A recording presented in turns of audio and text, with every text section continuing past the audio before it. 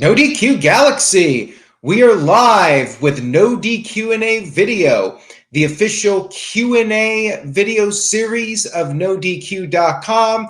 It is Friday night, July 26th, 2024. We have SummerSlam coming up, All In coming up. August is going to be a busy month in the world of wrestling.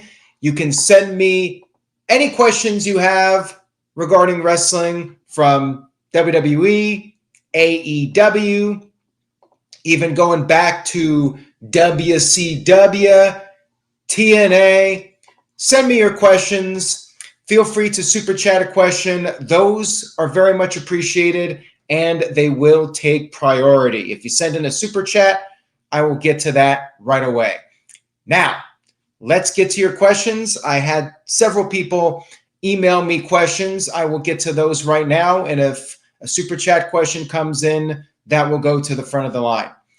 First one comes from a regular contributor. Ian sent in this question via email regarding Sami Zayn versus Bron Breakker for SummerSlam, which is a rematch from Money in the Bank. Ian said that this match is expected to end with Bron Breakker winning the title.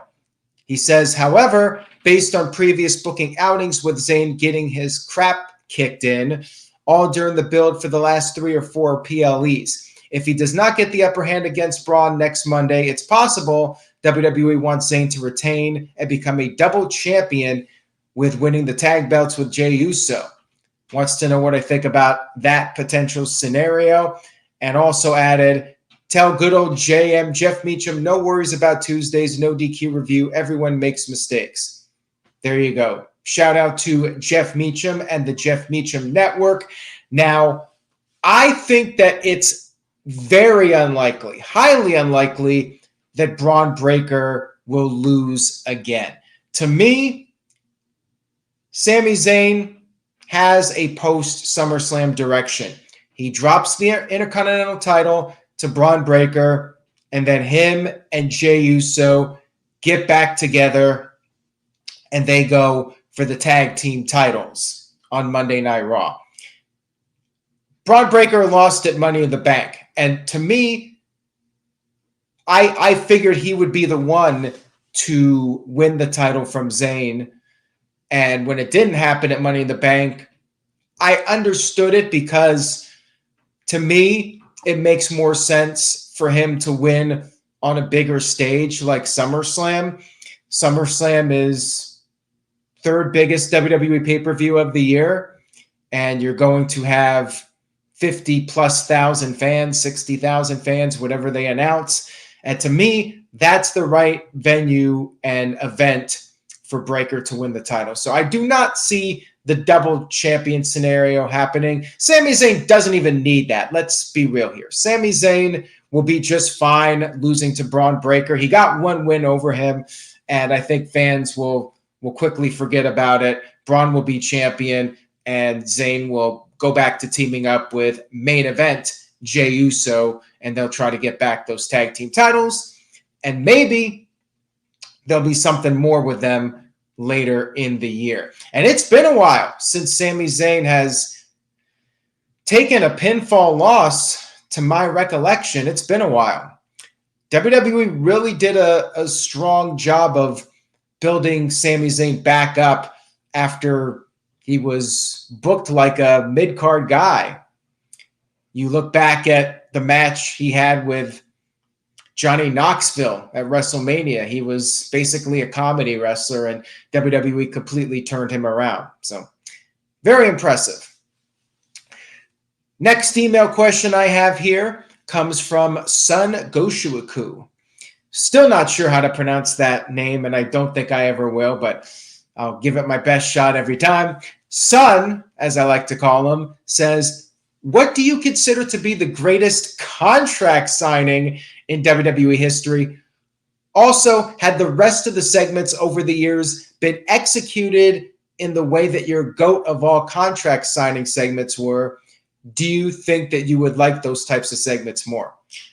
It's not that the quality of the contract signings is good or bad.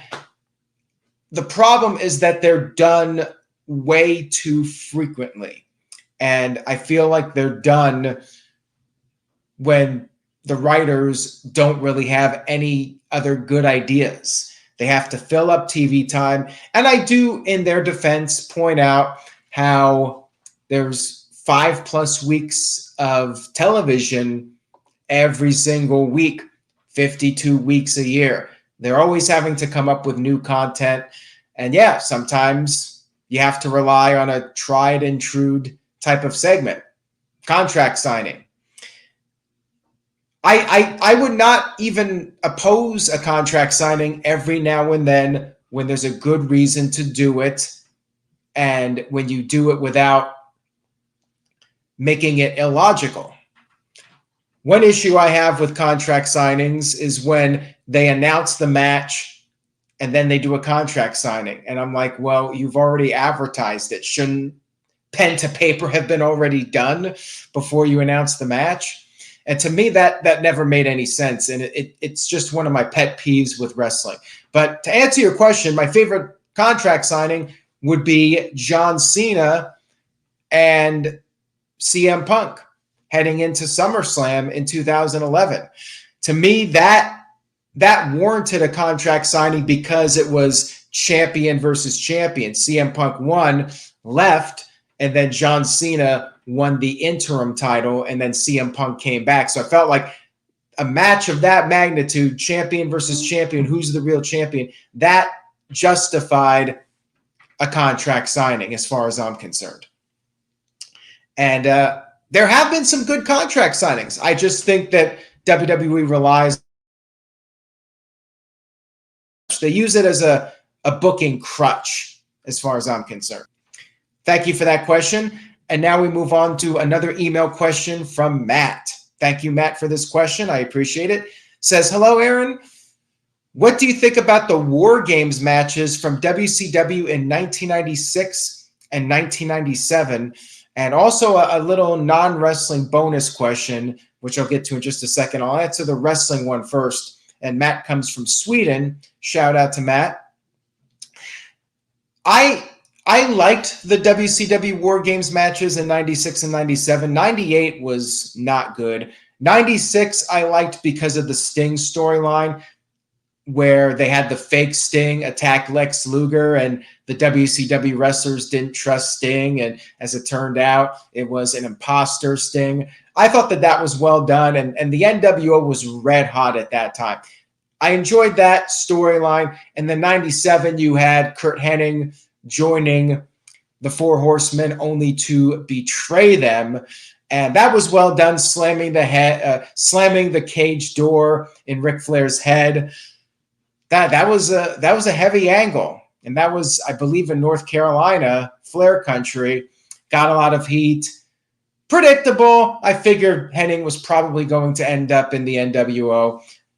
Honestly, I think it would have been better if he wasn't, just because I feel like there were too many people in the NWO. But of course, we got a great line on the Nitro afterwards when Hollywood Hogan was talking about how great things were. And he said that night was absolutely perfect. And Bischoff's reaction to that was priceless. And now the non-wrestling bonus question. What do you think about A Nightmare on Elm Street Part 3 and 4? Have a great summer with your family. Both of those movies are great. I think Part 3 is my all-time favorite slasher film. It has two things that most slasher movies do not have. Number one, creativity. And number two, sympathetic characters. I actually felt bad when Freddy got them. That's an awesome movie. Great special effects for the time. Some enjoyable moments from Freddy. 4 is very good as well. I just did not like 4. I did like 4, but the one thing I didn't like was that they didn't get Patricia Arquette back for the sequel. That's the only thing I didn't really like about the 4th movie. Now, back to wrestling. Psycho Jet Black. I did not say his name, but he did appear. So thank you for tuning in, and thank you for the super chat. Psycho Jet Black says, will Finn Balor ever be world champion again? I am leaning towards no, but because we have a world title on Monday Night Raw now, I think there's a greater possibility than there was, say, a year or two ago. It depends on how his storyline goes with Judgment Day. Does he build up momentum? If Gunther wins the title, which I expect him to, how long will Gunther be champion? And will Finn Balor still be hot? You never know. Look at Sami Zayn. He cooled off. He got hot again. It happens with wrestlers. They have their high and low points. And Finn Balor reportedly signed a long-term deal not too long ago, which makes me think that he's got a decent shot. If he's in WWE for another 4 or 5 years and maybe something he does catches on, like a babyface turn, brings back the demon, I would say it's decent, but I would still lean towards no, just because he is getting up there age-wise, and I think that they're going to invest on younger talent at this point. I feel like he had his shot, and it sucks that he got injured in 2016 when he won the title and didn't really get to have a full-blown run as Universal Champion. But he's still been a fixture. He's still been a regular part of WWE TV, and I expect that for the foreseeable future. And again, you never know. Something might catch on. He might get red hot again. And if the circumstances are right, I would say it's at least a decent, if not a very probable situation. Probable situation. Can't even talk. All right, let's get to another email question here. This one comes from Ian. Says, hey, Aaron, hope you're having a good Friday. As to you.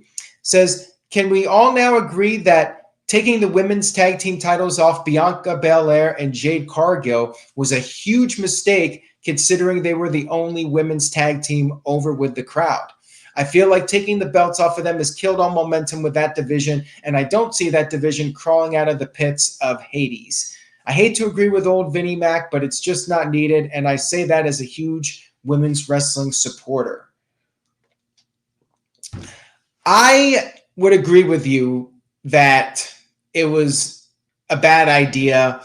I get why they did it. They wanted to have that feel-good moment in Scotland for Alba Fire and Isla Dawn. But let's face it, there was no need for that title change. No reason to take the titles off Bianca and Jade after they just won it at WrestleMania. They were the star power that was elevating the division, and they were elevating those tag team titles. There has been way too much hot potatoing of the tag team titles, as far as I'm concerned. They've been so watered down. Pretty much every team, all 5 teams, have held the titles at one point or another. It would have been nice for Bianca and Jade to have held the titles for a lengthy period of time. I do agree with this comment. I feel like at this point, they might as well eliminate the division. Like, I don't know if it can be credible again. Even if Bianca and Jade win back the tag team titles, I feel like the damage has been done. I hate to say it. They need more teams, and you need a team that actually has a decent run. You need some premium live event title matches that are memorable, and we've really had none of that. No lengthy title reigns. The division is weak to begin with, and the matches just haven't been memorable. The only thing I would say that maybe I disagree with, that it killed off all momentum, because I feel like the momentum was already near gone, and maybe Bianca and Jade were the last bit of hope. And I say that every time there's a title change. I'm like, well, maybe this is a new beginning, and then that team loses the titles like in 2 weeks. Then it's the next team, and I'm like, oh, maybe this team will turn things around. So at this point, I'm just like, I don't know what else they can do with it. I really don't. Building Nexus sent in a $5 super chat. Thank you for that, Building Nexus. I very much appreciate it. Building Nexus says, if Dominic betrays Rhea Ripley, there should be a segment where she asks Ray for help and he says no. I don't really think that Rhea needs to be involved in it. I would say let Rhea do her own thing. Like, she's going to learn a valuable lesson if she gets betrayed, which I think she will. And it'll be more interesting to see if Judgment Day takes her side or if she's kicked out of Judgment Day. I mean, if they did go that route and Rhea was looking to Rey for help, yeah, it would make sense for Rey to initially say no. He shouldn't just automatically trust her again. I mean, that's definitely a given there. But you never know. I mean, you could have a mixed tag team match. Now that I think about it, Dominic and Liv versus Rhea and Rey Mysterio. So yeah, I mean, they might do something along those lines. And yeah, at that point, if Rhea needs help, yeah, she's going to have to win over Rey Mysterio and gain his trust. Thank you for the super chat. And we got another one here from Dylan Lasagna. Thank you for that. I appreciate it. Dylan sent in $5, says, probably way too early, but given their two-year history and much more to be made, can you see a Liv versus Rhea trilogy going to WrestleMania 41? I don't know if they can stretch it out that long, but if they could, that would be awesome. They do the first match at SummerSlam, and then you have Rhea trying to earn a rematch, because this is her rematch. So if she loses this, you would think she's moving to the back of the line. But you also don't want to stretch it out for too long to where the heat cools off. You know, one thing they could do at some point, I was thinking this with Rhea and Dominic, but if the split happens at SummerSlam, then you're going to have to go with Dominic and Liv instead. But I was thinking of a wedding. We've seen wedding angles in WWE over the years, and I think that this one would pop a big number. They traditionally do very good ratings, and I feel like you got to have Dominic proposing, whether it's Rhea Ripley or Liv Morgan. You got to have him do that, and then maybe if it is Liv and Dominic, then Rhea Ripley crashes it, and you can stretch it out to like November, maybe do a match at the Royal Rumble, and Rhea wins the title there, and then you have the blow off at WrestleMania. I mean, it's definitely possible that you could stretch it out, but you really got to have a very compelling story. You risk it cooling off if you wait too long, and sometimes you gotta stay with the flow of momentum and don't allow it to fall off.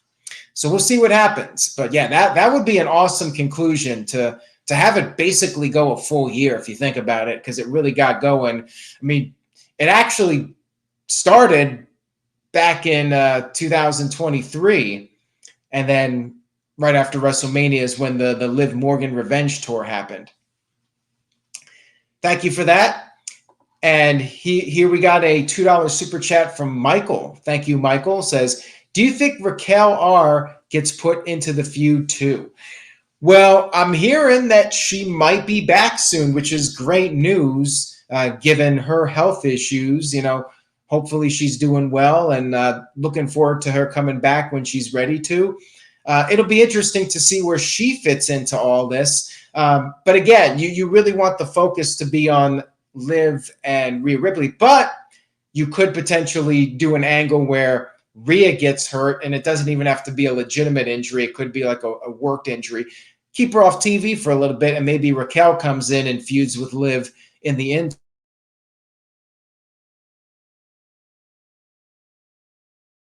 season. So, I mean, there are ways you can pull it off, and you would think that Raquel would challenge for the title at some point, but you also don't want her to interfere and take away from the heat between Liv Morgan and Rhea Ripley. Really got to let that play out. But I am hopeful that we do get a full trilogy out of this, with Liv and Rhea. I definitely don't see SummerSlam being a one and done. Like they can get a good 3-match series out of this feud and keep it hot.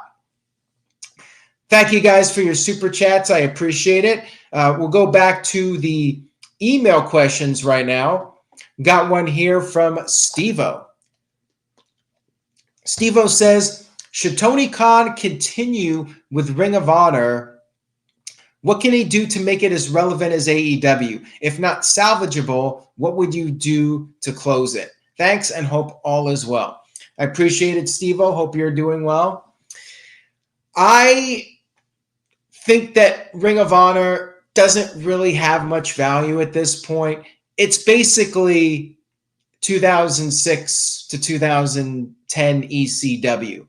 It's the last C show or even D show when you think about it, because you got Dynamite, you got Collision, you got Rampage, then you got Ring of Honor. So it's like the fourth show on the AEW totem pole. And it really doesn't serve much of a purpose other than TV time for the members of the bloated roster that can't get on Dynamite or Collision. I think it's good for AEW to have a developmental league, but with Ring of Honor, it's hard to say. It's hard to say if they should just have it be a developmental, as they're kind of doing, or if they should just get rid of it and make Rampage the developmental show. I mean, it's a lot to ask to watch all four shows. And if you're watching WWE 2, and if you're watching New Japan, or you're watching one of the other promotions in the United States or other promotions around the world, it's a lot of content to keep up with. And I just feel like AEW needs to trim their roster a little bit and maybe consider cutting Ring of Honor or cutting Rampage and having Ring of Honor be the third show as a developmental show. And that's that. I think they got too much. And it's a lot for any fan, even if you're the most diehard of a wrestling fan, to watch that much content and be able to keep up with everything. Shout out to Building Nexus, who sent in a $2 super chat. Thank you for that. I appreciate it. It says, maybe Liv versus Rhea Ripley 2 at Bad Blood. Well, that Bad Blood name is very interesting. I don't know if it's going to be Liv versus Rhea, but to me, that name makes me think it's something related to the bloodline. And I'm thinking Roman Reigns versus Solo Sikoa. But hey, that works too. Rhea versus Liv, the rematch, Bad Blood. They got Bad Blood. I'd be fine with that.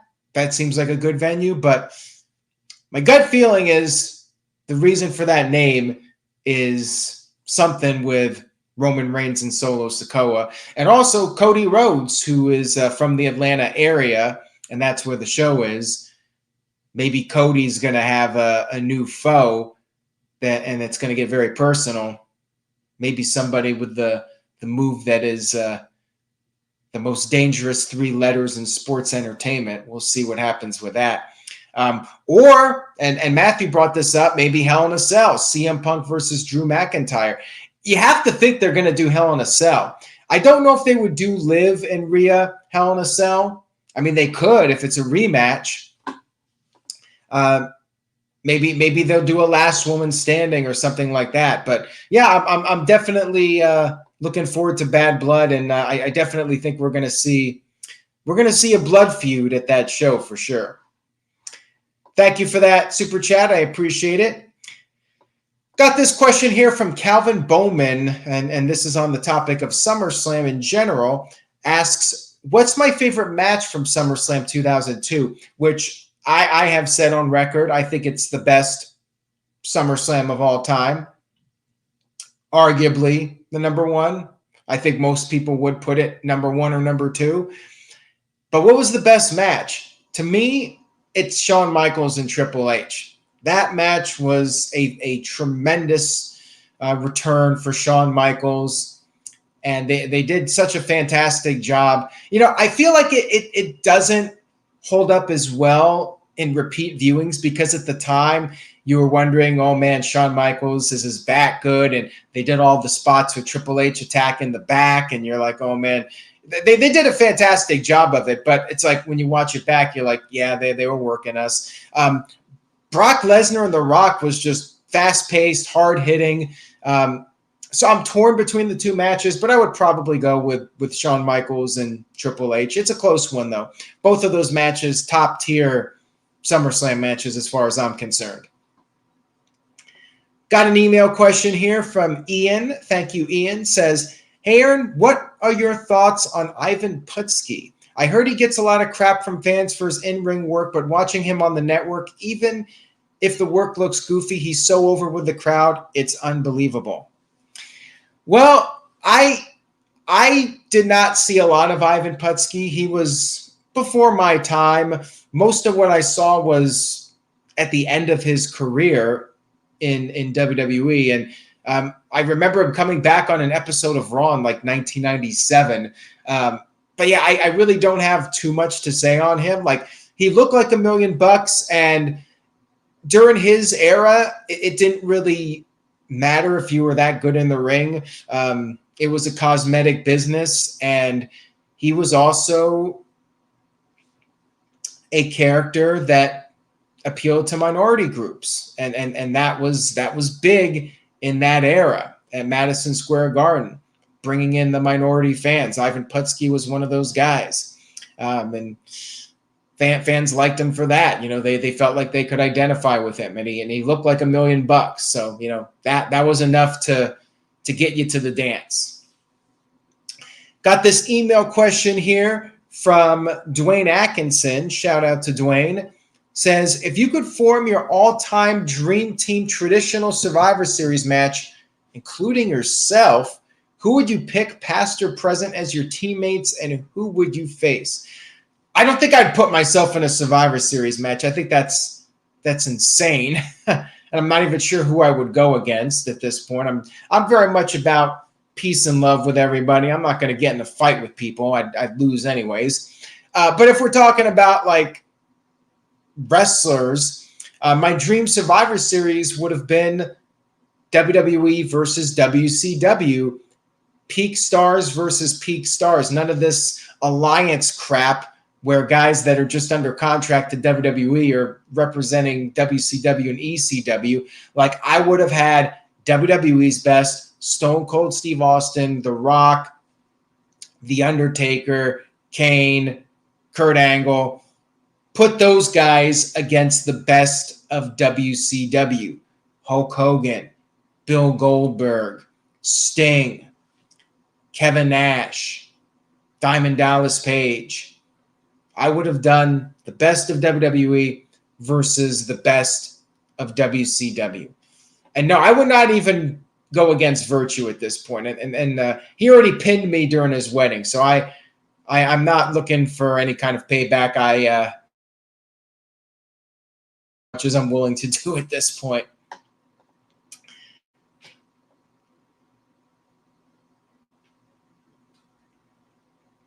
We might have had technical difficulties there, but hopefully you guys can hear me okay. Thank you for that question, Dwayne. I appreciate it. We got a few more email questions here, so I'll get to these. We got one from Steven. Says, Steven or Stefan, I'm never sure how to pronounce these names. I apologize. I'm the worst at pronouncing names. Hey, Aaron, do you think it's almost a certainty that WrestleMania will happen in London, England? Maybe WrestleMania 42. 100%. WWE would not have promoted that as much as they did. It was all over their social media. Triple H posting. They had the photo with the mayor of London. To me, it's not a matter of if. It's a matter of when. Now, we know next year it's already booked for Las Vegas. Maybe 42. Maybe 43. But yes, I do think it's happening. I would say it's going to happen within the next 5 years. I think it's long overdue. As John Cena would say, London, they don't necessarily deserve it. They earned it. London's a great crowd for wrestling, and I'm looking forward to it because I'm a big supporter of the early shows in the United States. I love it. 1 o'clock, sign me up. I'm completely down for that. And for them in London, you know, part of what makes me feel they earned it is they follow WWE, but they have to watch these shows at a very late time. And this will be an opportunity for them to actually be in attendance for the show at a normal time. So I'm hoping they get it. Crossing my fingers for them. And I do think that they'll get it in the next 5 years. I think it's inevitable. So thank you for that. I appreciate it. Jeremiah Dorset, I think I got that right, sent in this email question, says, hey, Aaron, in your opinion, what are the greatest ladder/TLC matches in SummerSlam history if you had to rank them in order? And he listed a couple here. Shawn Michaels versus Razor Ramon. That one would not be my top. Triple H versus The Rock. I love that match. That's up there. TLC 1 with the Dudleys, Hardy Boys, Edge and Christian. That's going to be my number one for sure, is the TLC from SummerSlam in 2000. And then Rob Van Dam versus Jeff Hardy. It was good. It'd be down lower.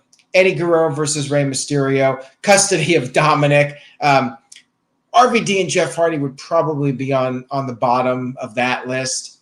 And then maybe Eddie and Ray would be after that. Then Shawn Michaels and Razor. And then in second of that list, I think I would put Triple H and The Rock. I always praise Triple H and The Rock from SummerSlam 98. To me, that was a match that really cemented both guys as made men in WWE. Love that match, and one of the best SummerSlam matches ever. Both guys got elevated big time from that match as far as I'm concerned. So thank you for that email question. And we got one here from Philip.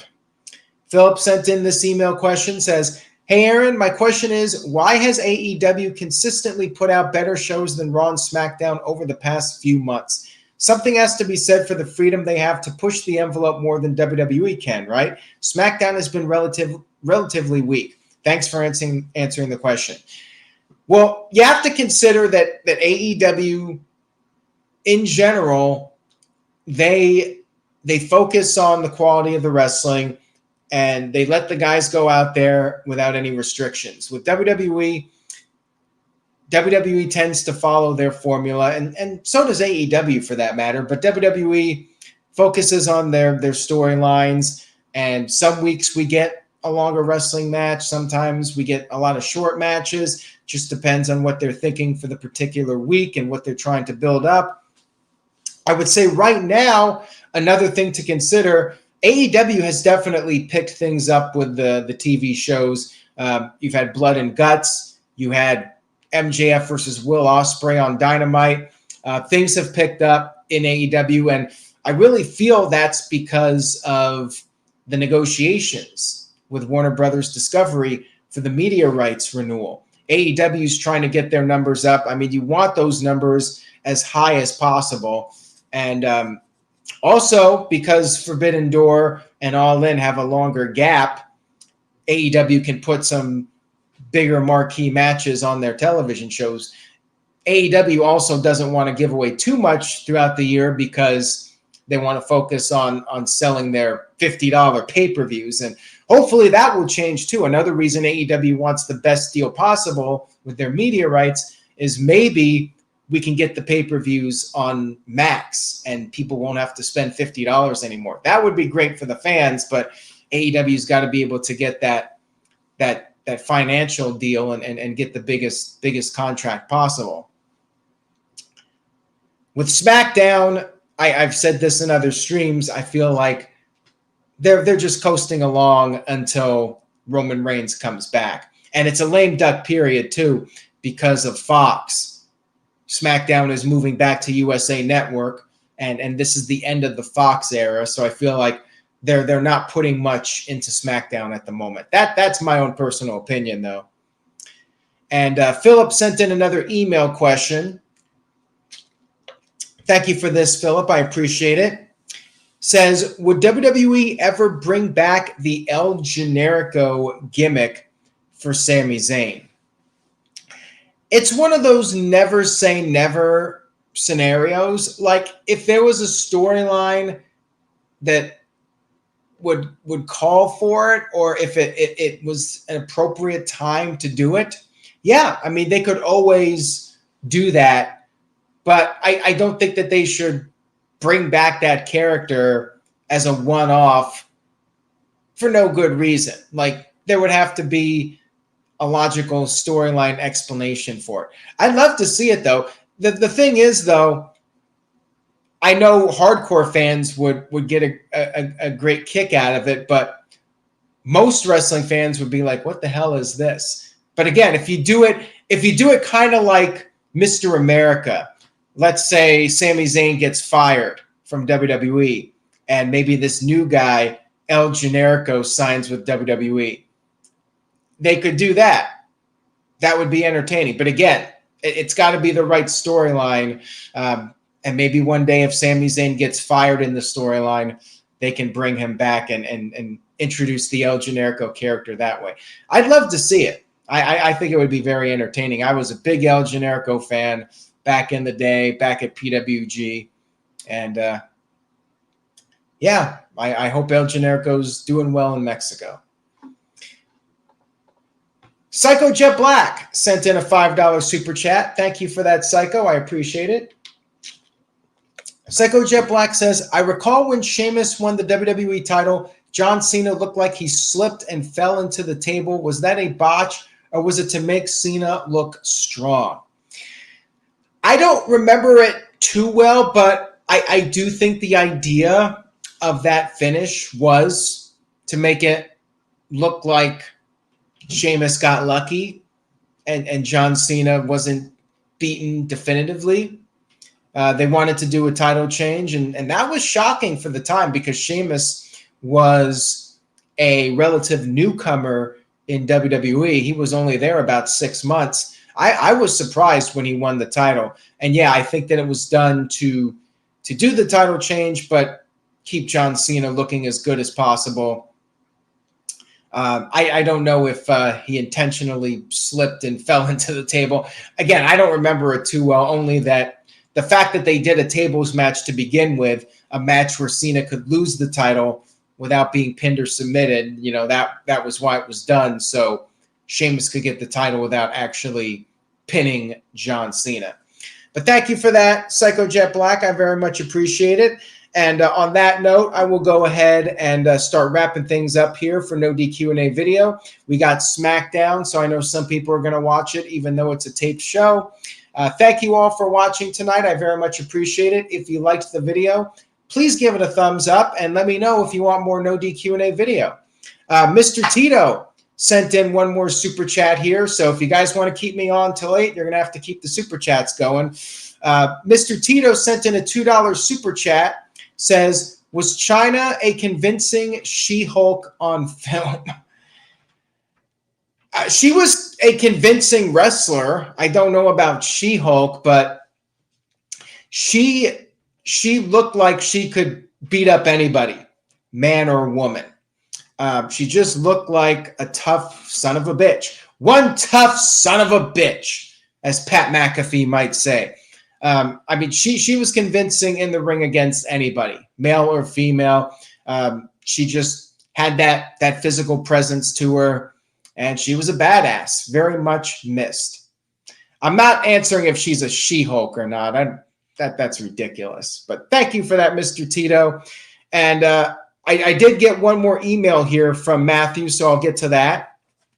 Says, Aaron, could we see WWE going with more serious controversial storylines such as a steroid angle, a suicide angle, etc.? No to the steroid angle. I think that will probably never happen. Suicide angle, that's hard to say. Generally, when WWE has done those types of segments, they did not go over well with the audience. I remember the Tim White angle that they did. I would say if they could find a way to do it tastefully and it's well written, maybe it could work, but I don't think they should go there. There's really no need to go there at this point in time. I know they might want to push the envelope with stuff, but I think it's best to not mess around with stuff like that. I mean, this is wrestling. This isn't an Oscar-winning motion picture. You know, you don't need to have this in-depth storyline about somebody considering suicide. And in wrestling, I think it's been done in bad taste so many times that people would not give it too much of a chance. Mr. Tito sent in a $2 super chat. Thank you for that, Mr. Tito. Says, did Drew McIntyre go too far with the Jack Perry photo? If CM Punk was cool with it, then no. I think it was hilarious. If Drew McIntyre went into business for himself, yeah, maybe. I mean, if I'm CM Punk, I would just let it go regardless. But I feel like they have that communication. And the fact that Drew McIntyre deleted it, I would like to think that that was done intentionally. Like, you post it online for like a minute. And I think it was up for more than that. But you post it online for a couple of minutes. Guess what? People will screenshot it. It's going to be there. You can delete it. And by deleting it, now people are wondering, wait a minute, was this legit? Did he really do something he wasn't supposed to do? So to me, it was actually a great marketing ploy for SummerSlam. And I would be very surprised if he went into business for himself and that wasn't something that was planned out between him and CM Punk. And deleting it was just because he knew people would get, oh my God, he deleted it. He must have gotten in trouble. CM Punk must have complained. Like, I think it was brilliant if it was something that was planned out with them, which I would like to believe it was. Psycho Jet Black sent in a $2 super chat, going against my no politics rule here. What's your platform for your 2008 presidential run? My platform would be the one that Jesse the Body Ventura would run if he did. No, I don't have a platform, and I don't know who's running in 2028, nor, quite honestly, do I really care. But hey, if The Rock ran for president or Jesse the Body Ventura ran for president, I'd consider voting for them, regardless of what side they were on or what their platform was. Mr. Tito sent in a $2 super chat. Thank you, Mr. Tito. Thank you, Mr. Tito. And he says, better Hall of Fame, who was inside Deborah, Austin or Mongo? What? What is this question? Better Hall of Fame, who was inside Deborah, Steve Austin or Steve McMichael? Well, I would say Steve McMichael because Austin didn't get in trouble, in domestic trouble. So yeah, I would say Steve McMichael. I don't know how else to answer that question, Mr. Tito. You like to throw me these random ass questions. You're talking about She-Hulk and Deborah and Austin, all these awkward questions. Deborah was Deborah McMichael, Steve McMichael's ex-wife. Just for those of you wondering. And yeah, I would say, without knowing any of them personally, I would say Steve McMichael was probably the better husband. But again, I don't really know. Ian, yes, I did answer your question on Ivan Putski earlier on the stream. Anyways, guys, on that note, I will go ahead and sign off for tonight. Thank you all so much. Love and appreciate you all. Stay tuned to NoDQ.com for the very latest. Enjoy your weekend. Say yes to NoDQ.com, and I will see you all next time.